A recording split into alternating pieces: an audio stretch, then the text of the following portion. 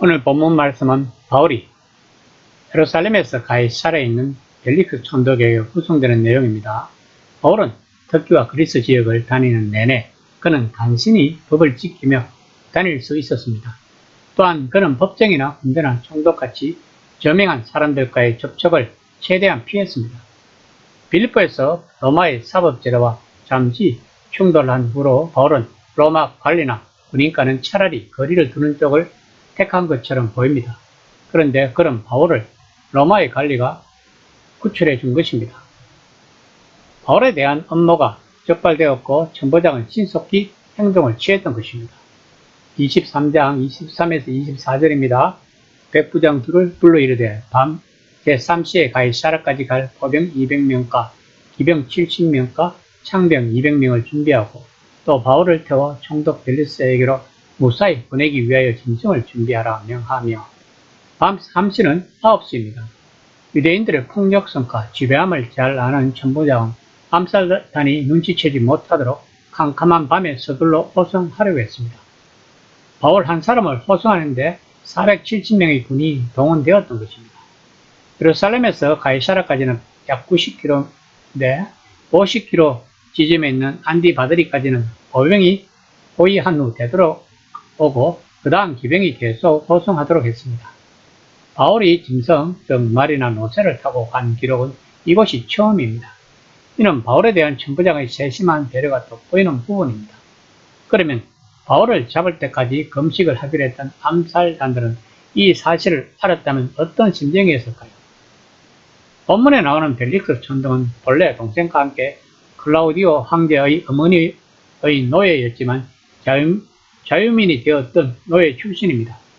그는 52에서 58년까지 유대 총독으로 재임을 했으며 잔인하고 엄탕하고 노예의 기질로 폭군의 권력을 휘두른 자였다고 합니다. 또한 그는 제 여자와 결혼할 정도로 엄탕했으며 부패한 정치가로 소문나 있었고 유대인과의 관계도 좋지 않았다고 합니다. 그는 바울에게도 뇌물을 바라고 자주 불렀다고 본문은 말하고 있습니다. 천부장은 벨릭스 총독에게 바울에 대해 편지를 썼습니다. 23장 26절에서 29절입니다. 클라우디오 루시아는 총독 벨릭스 각하께 문안하나이다. 이 사람이 유대인들에게 잡혀 죽게 된 것을 내가 로마 사람인 줄 들어 알고 군대를 거느리고 가서 구원하여다가 유대인들이 무슨 일로 그를 고발하는지 알고자 하여 그들의 공회로 데리고 내려갔더니 고발하는 것이 그들의 유권 문제에 관한 것뿐이며 한 가지도 죽이거나 결박한 사유가 없음을 발견하였나이다.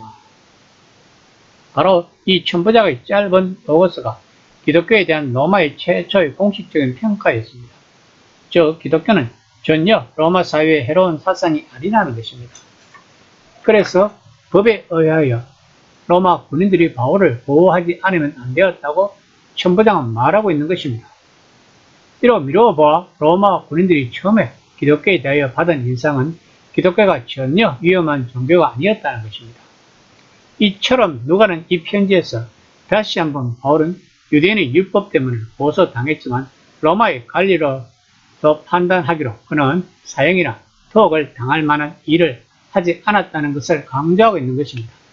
이는 고린도, 빌립보, 데살로니가, 에베소에서도 들었던 내용입니다. 그럼 누가가 말하고자 하는 것은 무엇일까요? 오직 성령이 너희에게 임하시면 너희가 권능을 받고 예루살렘과 온 유다와 사마리아와 땅끝까지 이르러 내 증인이 되리라 하시니라를 위하여 주님을 그 당시 세상 권세의 대표격인 로마를 사용하고 계신다는 것을 이야기하고 싶은 것일까요? 이것이 우리가 권능을 받으면 나타나는 것이라고 말하고 있는 것일까요? 그러나 천부장의 서신을 받은 벨릭스는 떠넘기기를 하고자 했습니다. 이 까다로운 임무를 인수받은 그는 또 다른 사람에게 그를 넘길 수 있기를 바랬던 것입니다. 23장 34에서 35절입니다. 총독이 읽고 바울들을 어느 영지 사람이냐 물어 길리기아 사람인 줄 알고 이르되 너를 고발하는 사람들이 오거든 내 말을 들으라 하고 헤롯궁에 그를 지키라 명하리라. 바울이 다른 지방에서 온 사람이라면 그곳으로 보내서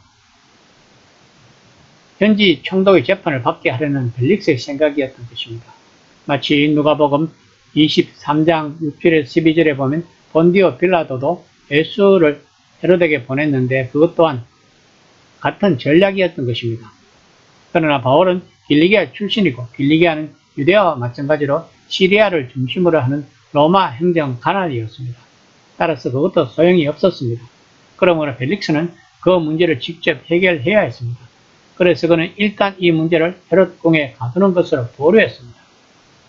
이 시기는 유대인들은 로마인 지배자들을 미워하고 하나님과 율법을 향한 자신들의 열심을 불태우던 때였습니다. 이후 약 10년 후면 예루살렘 성은 불타고 많은 예루살렘 주민은 로마군에 의해 살해되는 유대 1차 전쟁이 일어날 것입니다. 이런 격변의 시기에 바울은 무엇을 추구하고 있었을까를 누가는 말하고 있는 것입니다.